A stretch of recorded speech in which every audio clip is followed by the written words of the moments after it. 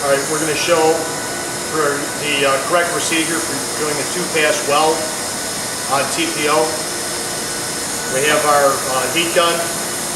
We're welding reinforced membrane, so we have it turned up to 7. If you're welding unreinforced membrane, you want to turn it down a little bit, possibly to about 5.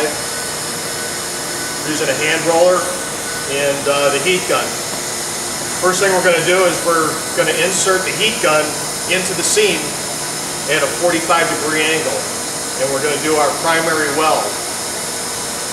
We want all hand welds to be 2 inches wide. This first weld, we're going to do the back side approximately 1.5 inches wide. As this heat gun is in the seam at a 45-degree angle, I'm rolling my hand roller at an opposing 45-degree angle across the nozzle tip of the welder.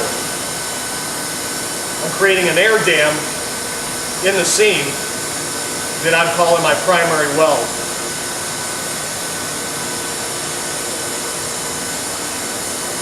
Once we have a primary weld done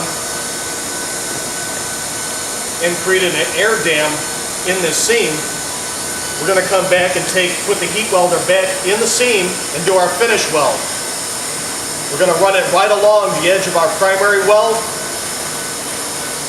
and roll this in. It's going to go a little bit quicker because that ½ inch is not going to take as long to weld down. So we're going to go a little bit quicker. We want to make sure that we don't get any bleed out on the membrane. If we get bleed out in this seam, that's going to tell me that I'm overheating the seam.